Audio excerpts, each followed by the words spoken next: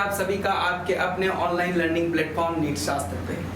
आज हम लोग बात करने जा रहे हैं बच्चों एनसीईआरटी क्लास 12 पार्ट 2 में एक चैप्टर है जिसका नाम है एमाइंस। देखो एमाइंस के प्रीवियस ईयर क्वेश्चंस देखेंगे और इसमें क्वेश्चंस में जो कंसेप्ट यूज होगा उस कंसेप्ट को देखेंगे। उससे पहले मैं आप लोगों को एक बात बताता हूं। आप लोग वाटर जानते होंगे, वाटर में अगर मैं एक H को हटा के, ठीक, एक H को मैं हटा दूं और वहां पे R लगा दूं यानी अल्काइल चेन लगा दूं तो ये बन जाता है अल्कोहल। अगर मैं वाटर में एक H को हटा के बेंजीन लगा दूं या Ar ग्रुप तो वो बन जाता है बच्चों फिनॉल। और अगर वाटर में मैं दोनों H को हटा के R ग्रुप लगा दूं तो ये कौन सा बन जाता है, ईथर ग्रुप बन जाता है। इसीलिए आपको याद होगा आपके चैप्टर का नाम अल्कोहल फिनॉल ईथर है। क्यों? क्योंकि ये सब वाटर के डेरिवेटिव्स हैं। किसी भी चैप्टर को किसी के साथ ऐसा चैप्टर तो आपने कभी नहीं देखा होगा कि अल्कोहल फिनॉल और कार्बोक्सिलिक ग्रुप, नहीं, क्योंकि कार्बोक्सिलिक ग्रुप जो है वो वाटर का डेरिवेटिव नहीं है। इसीलिए इन तीनों टॉपिक्स को एक चैप्टर में रखा गया है, ईथर को, फिनॉल को और अल्कोहल को। क्यों? क्योंकि वाटर के डेरिवेटिव्स हैं। अब अमोनिया भी आप लोगों ने सुना ही होगा काफी। अगर अमोनिया में नाइट्रोजन के पास 3 हाइड्रोजन होते हैं, ठीक है।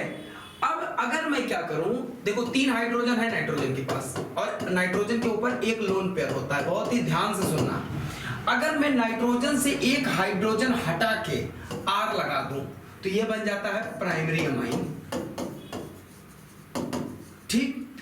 अगर मैं नाइट्रोजन से 2 हाइड्रोजन हटा के 2 R ग्रुप लगा दूं तो ये बन जाती है सेकेंडरी अमाइन। और अगर मैं नाइट्रोजन से 3 के तीनों H हटा के R ग्रुप लगा दूं तो ये बन जाती है बच्चों टर्शरी अमाइन। अब चूंकि यहां पे R को लगाने से और R को बदलने से different type of organic compound बन रहा था तो इन तीनों का अलग नाम था, पर यहाँ पे same type of organic compound बन रहा है तो यहाँ पे नाम नहीं अलग है। यहाँ पे प्राइमरी अमाइन, सेकेंडरी अमाइन और टर्शरी अमाइन होता है।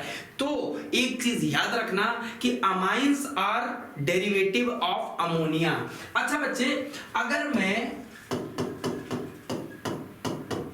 अमोनिया में से एक हाइड्रोजन हटा के एक बेंजीन रिंग लगा दूं तो वो बन जाता है एनिलीन।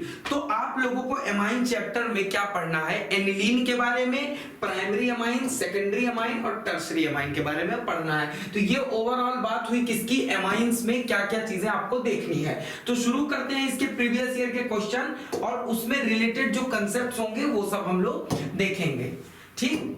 चलो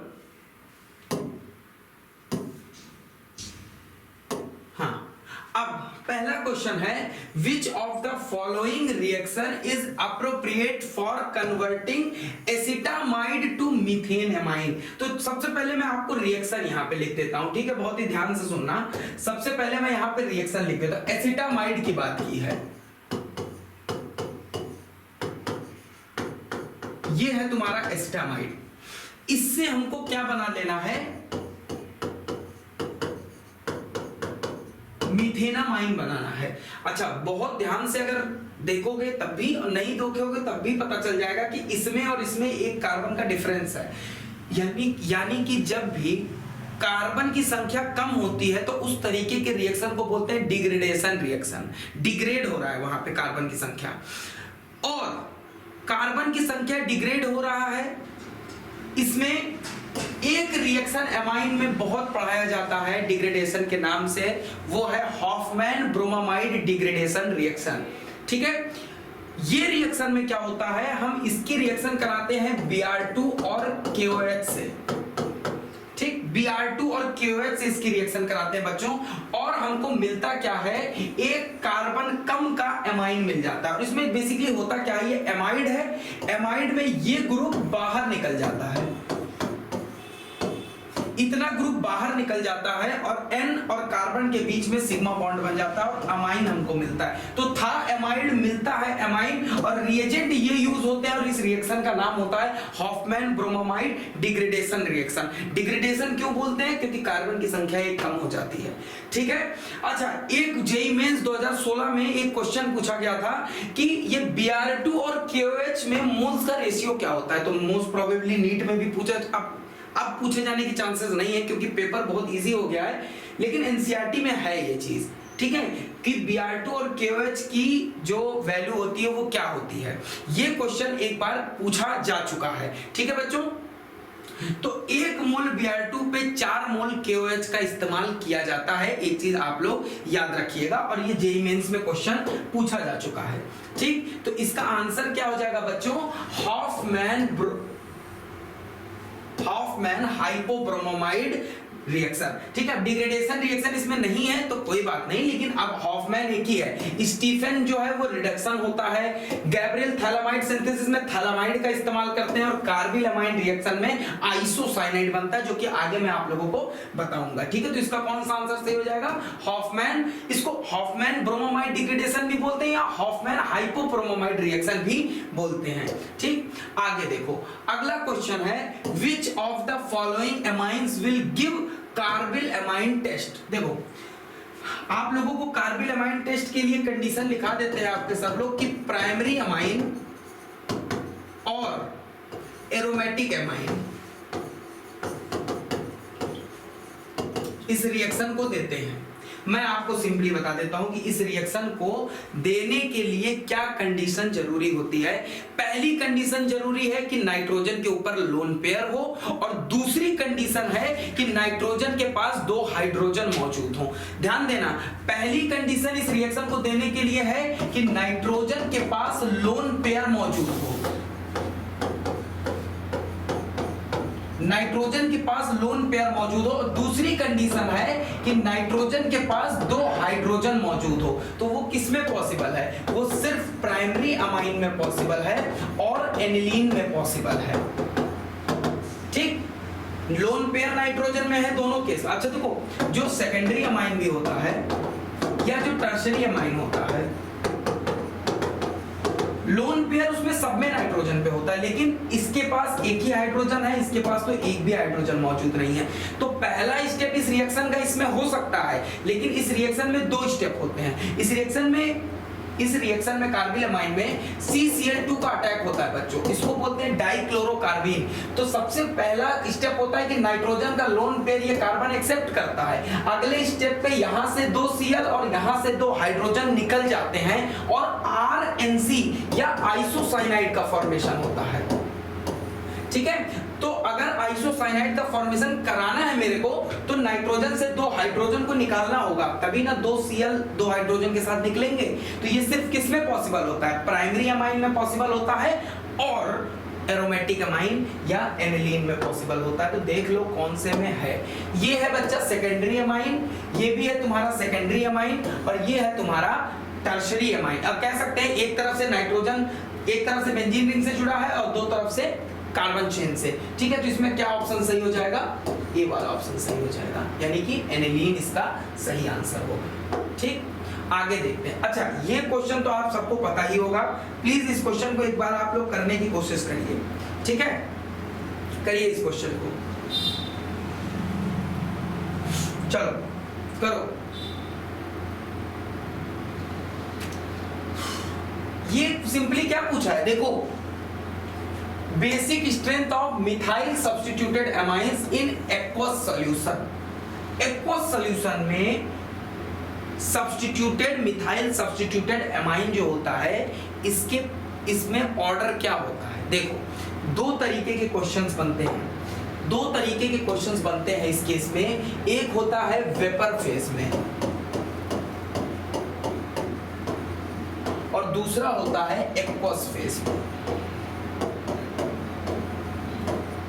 ठीक, अच्छा, किसी भी बेस की, किसी भी क्षार की जो स्ट्रेंथ होती है वो डिपेंड करती है कि उसका कंजुगेट एसिड जो है वो कितना ज्यादा स्टेबल है, कितना ज्यादा स्थिर है। और कंजुगेट एसिड कैसे बनाते हैं? कंजुगेट एसिड बनाने के लिए बच्चों आप लोगों को क्या करना होता है कि उसमें एक H+ ऐड कर देना होता है, ठीक। तो जैसे अगर मान लो हमारे पास यहाँ पे 3 केसेस हैं, एक ये है, ये टर्शरी अमाइन है,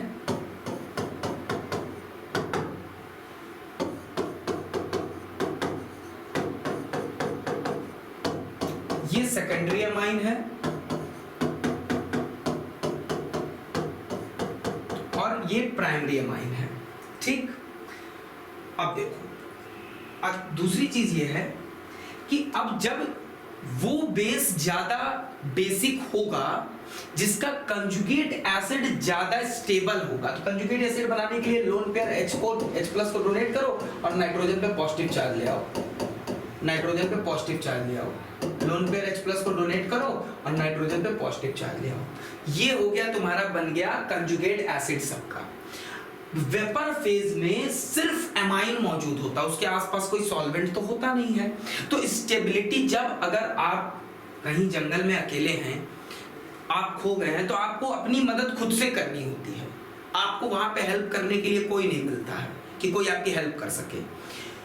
यहां पे कंजुगेट बेस के ऊपर है पॉजिटिव चार्ज, और सॉरी कंजुगेट एसिड के ऊपर है पॉजिटिव चार्ज, और वो कंजुगेट एसिड स्टेबल होगा जिसपे पॉजिटिव चार्ज की वैल्यू जितनी ज्यादा कम होगी, पॉजिटिव चार्ज की वैल्यू उसमें ज्यादा कम होगी जिसमें ज्यादा +I ग्रुप लगे होंगे। तो बच्चा टर्शरी में क्या होता है, 3 +I ग्रुप लगे होते हैं, और ये तीनों क्या करते हैं, इसको इलेक्ट्रॉन देते हैं, और पॉजिटिव चार्ज का मतलब होता है इलेक्ट्रॉन की कमी, और 3 ग्रुप अगर इलेक्ट्रॉन दे रहे हैं तो उसकी इलेक्ट्रॉन की कमी पूरी होने लगती है। तो सबसे ज्यादा स्टेबल टर्शरी होगा, फिर सेकेंडरी होगा, और सबसे कम स्टेबल कौन होगा बच्चों, प्राइमरी होगा। तो वेपर फेज में जो ऑर्डर होता है वो होता है टर्शरी, फिर सेकेंडरी, फिर प्राइमरी। लेकिन जब इसी को वाटर में डाल देते हैं तो सिर्फ इंडक्टिव इफेक्ट नहीं लगता है, वहां पे कुछ इफेक्ट्स और लगते हैं। जैसे देखिए, सबसे पहला इफेक्ट तो लगता है इंडक्टिव का ही, ठीक है। और इंडक्टिव इफेक्ट के हिसाब से सबसे ज्यादा बेसिक कौन होगा, अरे यही जो वेपर में है वही सबसे ज्यादा। तो इंडक्टिव इफेक्ट के हिसाब से सबसे ज्यादा टर्शरी होगा, फिर सेकेंडरी होगा, फिर प्राइमरी होगा, ठीक है। अगला जो इफेक्ट होता है बच्चों वो होता है तुम्हारा steric bulk, steric bulk around nitrogen.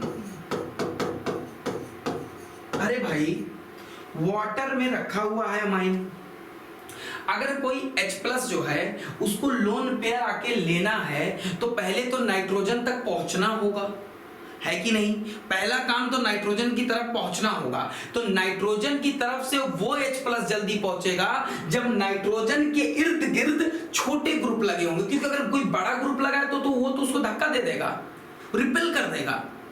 तो स्टेरिक बल्क के हिसाब से सबसे आसानी से किस नाइट्रोजन तक पहुंचा जा सकता है, ये मैं आपके खुद के ऊपर छोड़ता हूं, और आप बताएंगे मुझे तुरंत कि सर प्राइमरी अमाइन जो होता है उसमें तुरंत पहुंच सकते हो नाइट्रोजन के पास, है कि नहीं, क्योंकि एक CH3 ग्रुप होता है जो गार्ड कर रहा होता है इस महल को, यहाँ पे 2 CH3 ग्रुप गार्ड कर रहे होते हैं, और टर्शरी में 3 CH3 ग्रुप गार्ड कर रहे होते हैं। तो स्टेरिक बल्क के हिसाब से सबसे फास्ट कौन, सबसे ज्यादा मतलब इजीली कौन अपना लोन पेयर दे देगा, प्राइमरी दे देगा, फिर सेकेंडरी दे देगा, और फिर टर्शरी दे देगा।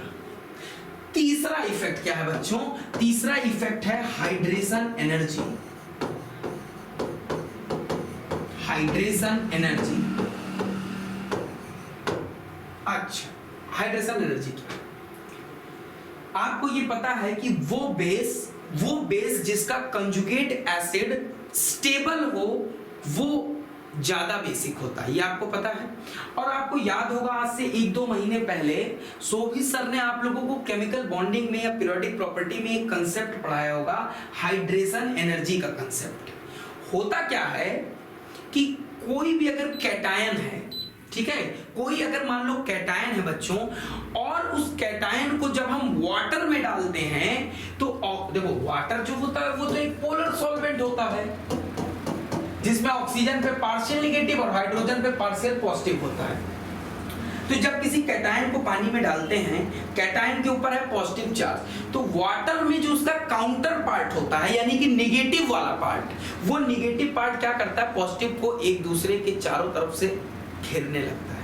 क्यों घेरता है ये आपको पता है। अरे भाई अपोजिट चार्जेस अट्रैक्ट करते हैं, सेम चार्जेस रिपेल करते हैं, ये तो आपको पता है। ठीक है। अब कुछ बच्चे बोलेंगे सर वाटर में तो पॉजिटिव पार्ट भी है तो ये रिपेल भी तो करता होगा। तो फिर मैं आपको एक चीज बताना चाहूंगा कि अगर मान लो दो चुंबक हैं, ठीक है, दोनों को नॉर्थ पोल पे ला के एक सर्टेन डिस्टेंस पे छोड़ दो, उसके बाद जैसे हाथ उठाते हो ना तो ये वापस जाके ऐसे चपक जाता है कि नहीं एक दूसरे से। बोलो, नॉर्थ पोल एक दूसरे के सामने लाके टच करा के नॉर्थ पोल, अभी तो आप वैसे तो वो रिपेल कर रहा है लेकिन आप अपने हाथ की ताकत से उसको क्या किए हैं, चिपका के रख दिए। जैसे आप हाथ हटाते हैं ना, वो अपने मिनिमम पोटेंशियल एनर्जी की स्टेट में जाने के लिए तुरंत घूम के नॉर्थ साउथ एक दूसरे में चिपक जाता है।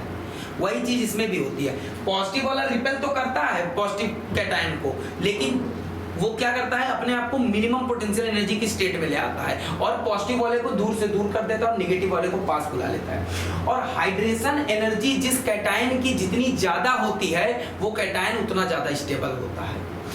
और हाइड्रेशन एनर्जी जो होती है बच्चों, हाइड्रेशन एनर्जी वो इनवर्सली प्रोपोर्शनल होती है साइज के। ये आपको पढ़ाया गया होगा जब आपको शोभित सर ने पीरियोडिक प्रॉपर्टी पढ़ाई होगी। तो इन तीनों में जिस आयन का साइज सबसे छोटा होगा, जो कंजुगेट एसिड का साइज सबसे छोटा होगा, वो कंजुगेट एसिड सबसे ज्यादा स्टेबल होगा। क्यों? क्योंकि उसकी हाइड्रेशन सबसे ज्यादा होगी। तो इस हिसाब से सबसे ज्यादा छोटा कौन है, प्राइमरी वाला।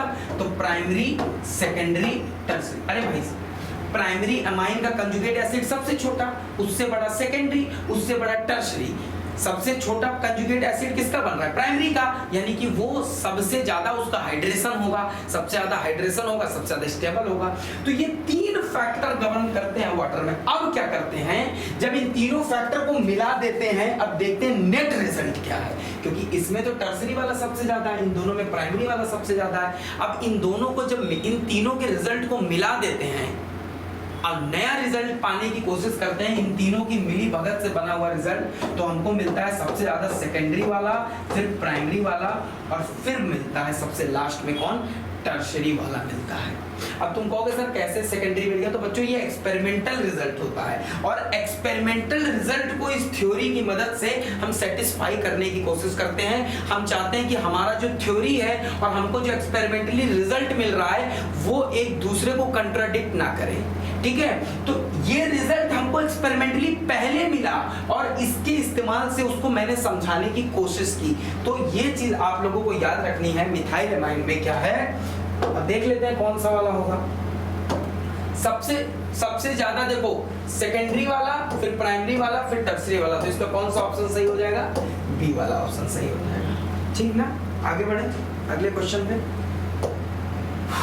अच्छा ये देखो, the amine that react with Hinsberg reagent to give an alkali insoluble product is, एक चीज और बता दे रहा हूं याद रखना, हिंसबर्ग रिएजेंट से वो रिएक्शन करते हैं, वो अमाइन हिंसबर्ग रिएजेंट से रिएक्शन करते हैं जिसमें मिनिमम एक हाइड्रोजन मौजूद हो। तो एक बात बताओ, हिंसबर्ग रिएजेंट से कौन कौन से अमाइन रिएक्ट करेंगे? क्या प्राइमरी करेगा? जी हाँ, उसके पास 2 हाइड्रोजन मौजूद होते हैं। क्या सेकेंडरी करेगा? जी हाँ, उसके पास 1 हाइड्रोजन मौजूद होगा। क्या टर्शरी करेगा? नहीं, टर्शरी के पास एक भी हाइड्रोजन नाइट्रोजन से जुड़ा हुआ नहीं मौजूद होता है। तो प्राइमरी अमाइन और सेकेंडरी अमाइन जो होते हैं, ये हिंसबर्ग आपको बना देता हूं। अगर मान लीजिए एग्जाम में बना के पूछ ले तो ये ना हो कि आपकी मौत हो जाए वहां पे, तो इसलिए हिंसबर्ग रिएजेंट का स्ट्रक्चर भी अपने दिमाग में रखिए। ये है तुम्हारा Hinsberg reagent. Benzene sulphonyl chloride को क्या बोलते हैं बच्चे लोग? हिंसबर्ग रिएजेंट बोलते हैं। यही है तुम्हारा हिंसबर्ग रिएजेंट। तो प्राइमरी और सेकेंडरी अमाइन जो होते हैं वो हिंसबर्ग रिएजेंट के साथ क्या करते हैं, रिएक्ट कर जाते हैं। लेकिन रिएक्ट करने के बाद सेकेंडरी अमाइन के पास तो 1 हाइड्रोजन होता है और प्राइमरी के पास 2 हाइड्रोजन होते हैं। और ये Cl जो होता है वो एक हाइड्रोजन को लेके उड़ जाता है। तो अगर सेकेंडरी अमाइन रिएक्ट किया हिंसबर्ग के साथ तो उसके पास अब एक और हाइड्रोजन नहीं बचा होगा, लेकिन प्राइमरी अमाइन जब रिएक्ट करता है बच्चों हिंसबर्ग के साथ तो उसके पास अभी भी एक हाइड्रोजन मौजूद होता है। समझ गए? अभी भी एक हाइड्रोजन मौजूद होता है। तो अगर प्राइमरी और सेकेंडरी अमाइन को रिएक्ट करने के बाद जो प्रोडक्ट बना, एक प्राइमरी वाला बना एक सेकेंडरी वाला, तो अब जब इसको बेस में डिसॉल्व करने की कोशिश करेंगे तो बेस सिर्फ उसको डिसॉल्व करता है जिसके पास एसिडिक हाइड्रोजन मौजूद हो, और सेकेंडरी वाले के पास तो एसिडिक हाइड्रोजन नहीं था ना, एक मौजूद था जो ये Cl लेके उड़ गया और ये आपस में बॉन्ड बना लिया।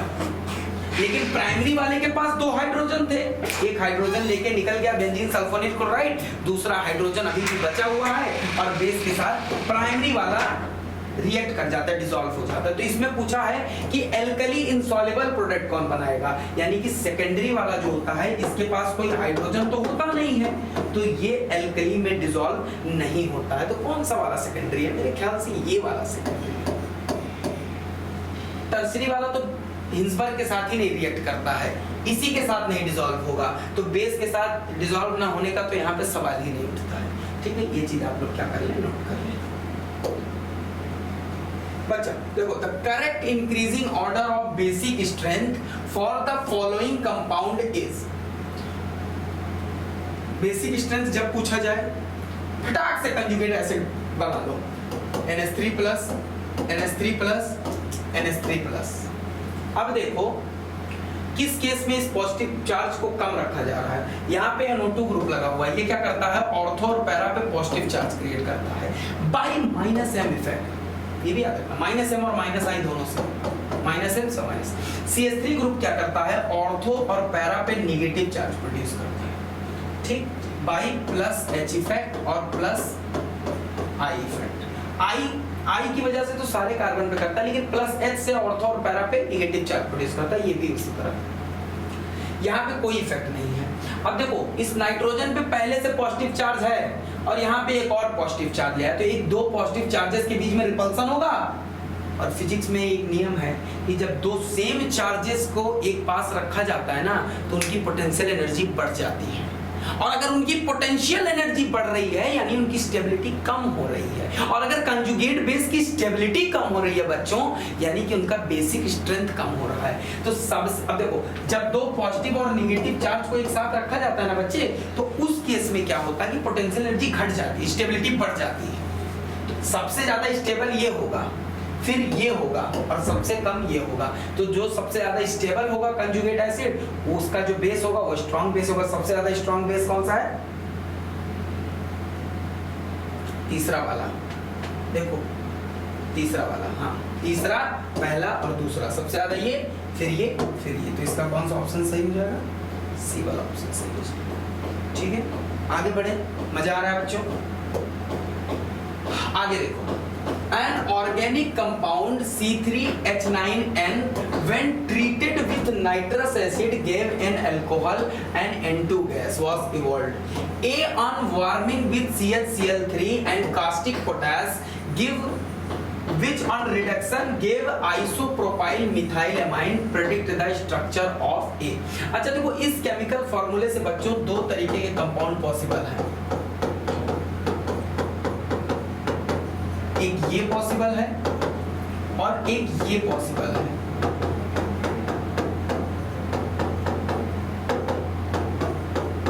ठीक है, दोनों का रिएक्शन करा रहे हैं। सबसे पहले किसके रिएक्शन कराई गई है, नाइट्रस एसिड HNO2 से। अरे ये ही डाइजेशन वाला प्रोसेस है, तो ये सीधे क्या बना लेगा, अल्कोहल। ये NH2 ग्रुप हट के OH लग जाएगा, तो यहाँ पे ये अल्कोहल बन गया, प्राइमरी अल्कोहल। और यहाँ पे क्या बना,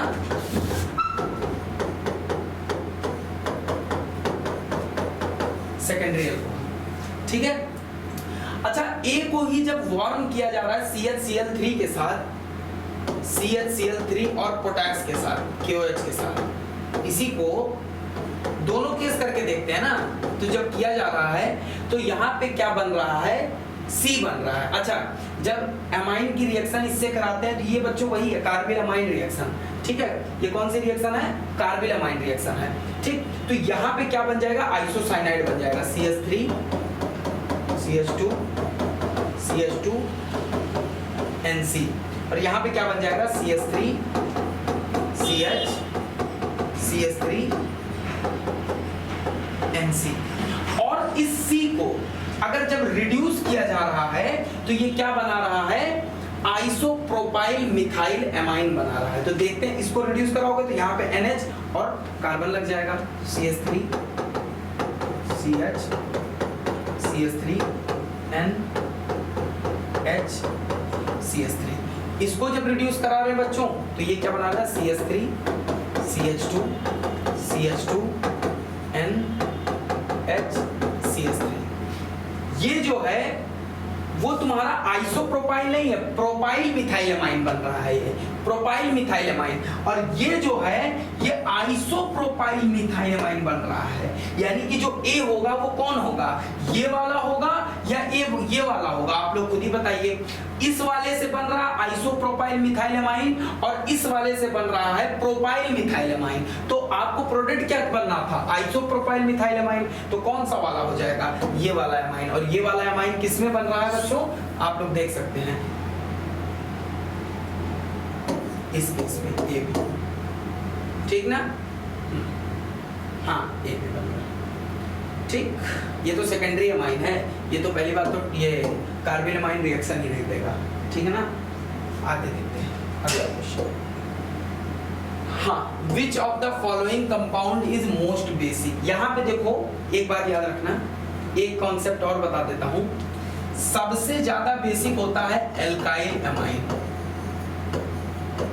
सबसे ज्यादा बेसिक। फिर होता है बच्चा अमोनिया, और सबसे कम होता है एराइल अमाइन, या जिसको एनिलीन भी बोलते हैं। सबसे ज्यादा एल्काइल, यानी कि जब NH2 ग्रुप R से ओपन चेन से जुड़ा होता है तो वो सबसे ज्यादा बेसिक होता है।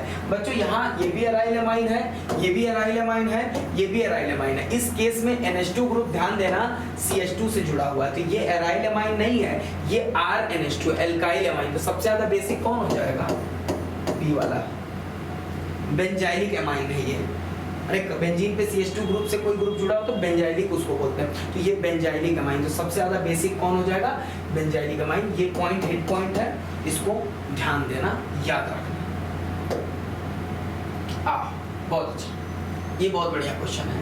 यहाँ पे है A है, उसकी रिडक्शन की गई तो B बना, और B का जहां भी मेरे भाई जहां पे CH3 आए KOH, तो दो रिएक्शन यहाँ पे पॉसिबल है। एक है RT यानी कि राइमर टाइमन रिएक्शन, और एक है carbyl amine reaction.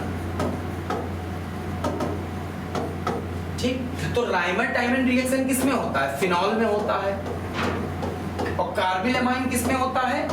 Primary amine में और एनिलीन में।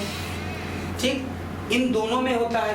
अब राइमर टाइमन की बात तो यहाँ नहीं हो रही है क्योंकि हम लोग एमाइन चैप्टर से डील कर रहे हैं, ठीक है? तो कार्बिल अमाइन की बात हो रही है। अच्छा देखो बच्चों, उसके बाद इसके यानी कि कार्बिल अमाइन, और कार्बिल अमाइन में प्रोडक्ट क्या बनता है? आइसोसाइनाइड बनता है, ठीक है? आइसोसाइनाइड की रिएक्शन जब करा रहे हैं, ये जो आइसोसाइनाइड बना है इसकी रिएक्शन जब लोग करा रहे हैं तो एन मिथाइल एनिलीन बन रहा है, यानी कि ये बन रहा है। पीछे जाना पड़ेगा इसमें हमको, ठीक है? ये बन रहा है प्रोडक्ट। ठीक, अब तुमको बस ये बताना है कि ये कौन सा कंपाउंड था। देखो पीछे जाओ, ये था, ये कैसे बना होगा? ये आइसोसाइनाइड को जब तुम रिड्यूस कराए होगे, इसको जब रिड्यूस कराए होगे तब ये बना होगा।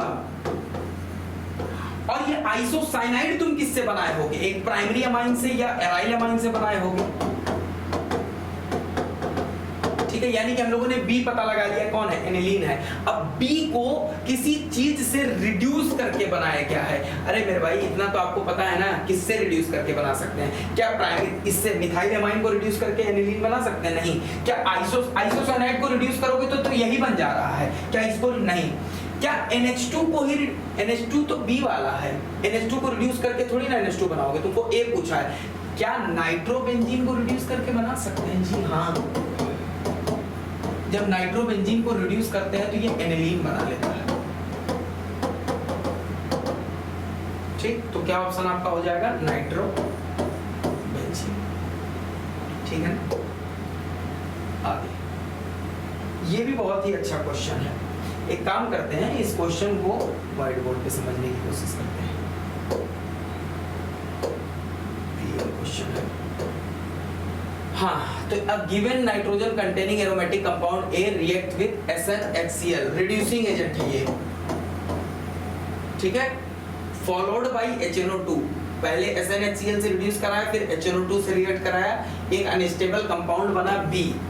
ठीक है, B on treatment with phenol forms a beautiful colored compound C with the molecular formula ये, the structure of the compound ये। अच्छा एक बात बताओ, B यानी कि फिनॉल से एक ही चीज ऐसी है जो रिएक्ट करके ब्यूटीफुल कलर्ड कंपाउंड बनाती है। सबसे पहली चीज ये जानो, ठीक, फिनॉल से, फिनॉल, ये फिनॉल है, ठीक है, फिनॉल से और एनिलीन से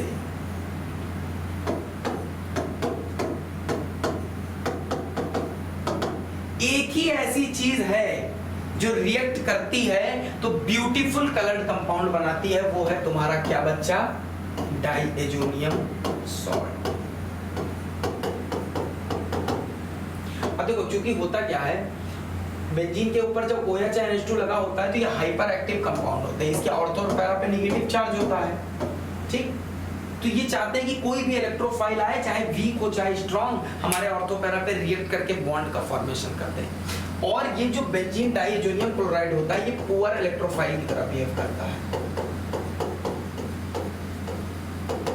तो ये क्या करता है, N2+ इसके पैरा पोजीशन पे अटैक, ऑर्थो पे इसलिए नहीं कर पाता क्योंकि फिर स्टेरिक रिपल्सन होने लगता है। तो ये क्या करता है, इसके ऑर्थो पे अटैक करता है और एक ब्यूटीफुल कलर कंपाउंड बनाता है।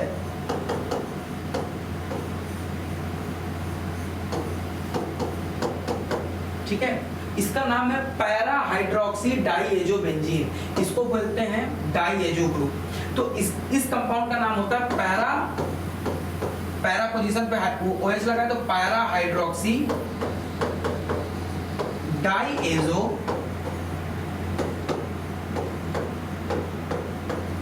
Benzene, para hydroxy डाइएजोबेंजीन।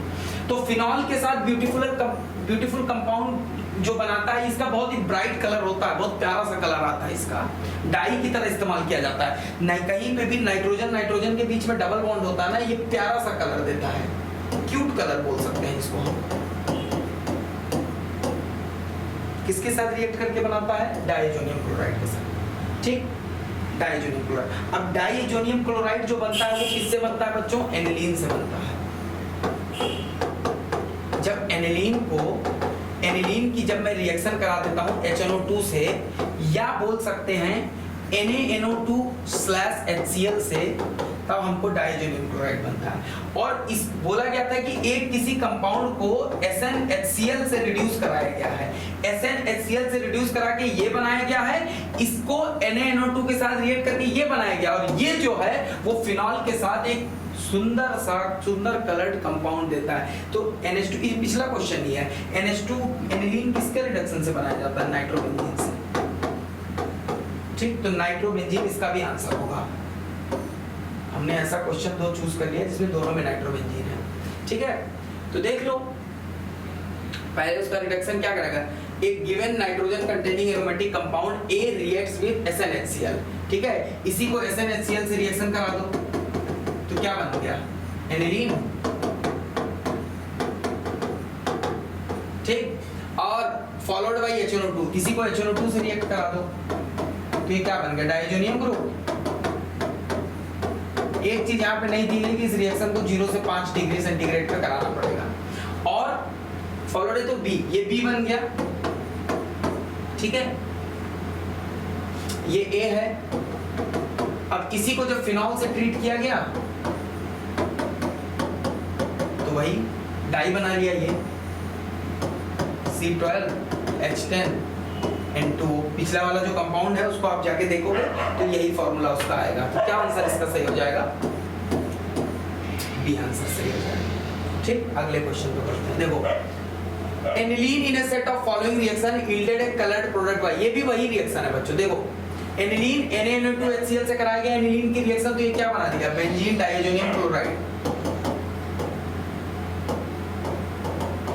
ठीक है, बोला ना आपको कि बेंजीन डाइएजोनियम क्लोराइड दो ऑर्गेनिक कंपाउंड के साथ ब्राइट कलर या ब्यूटीफुल कलर का कंपाउंड बनाता है, एक एनिलीन एक फिनॉल। अगर बोला गया कि इसकी रिएक्शन हम NN डाइमिथाइल एनिलीन से करा रहे हैं, ये मान लो NN डाइमिथाइल एनिलीन से करा रहा है, तो ये क्या करेगा? N2+। अब ये क्या करता है? ऑर्थो और पैरा पे नेगेटिव चार्ज, तो ये पुअर इलेक्ट्रोफाइल होता है, तो इसके पैरा पोजीशन पे क्या कर देगा? अटैक मार देता है। पैरा पोजीशन पे अटैक मारेगा तो ये कंपाउंड बन जाएगा।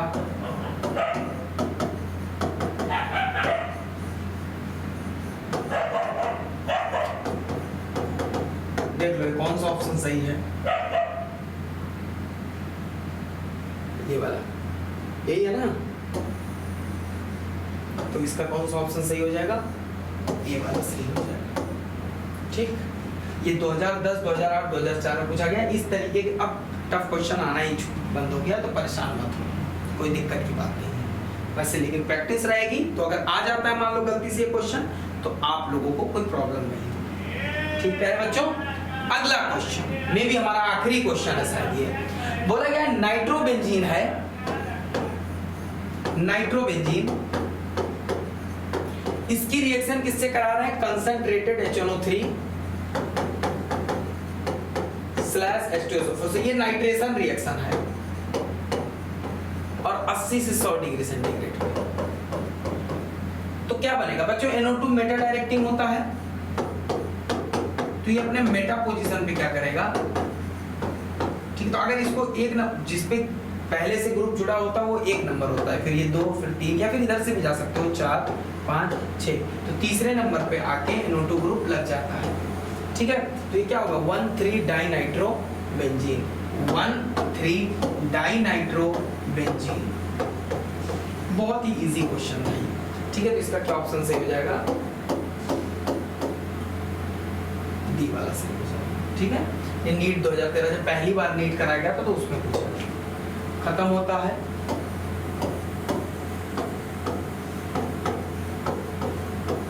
ठीक है, थैंक यू सबको। आज का हमारा सेशन यहाँ पे एक्सपायर होता है, खत्म होता है। अब अगले सेशन में मिलेंगे किसी और चैप्टर के प्रीवियस ईयर क्वेश्चन के साथ, और उसके बारे में भी, उसके कॉन्सेप्ट्स के बारे में हम लोग बात करेंगे।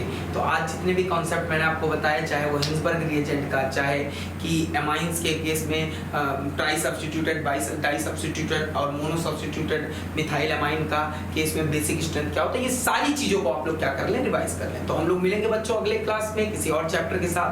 तब तक पढ़ते रहें, नीट की तैयारी पे पूरा फोकस करें। धन्यवाद।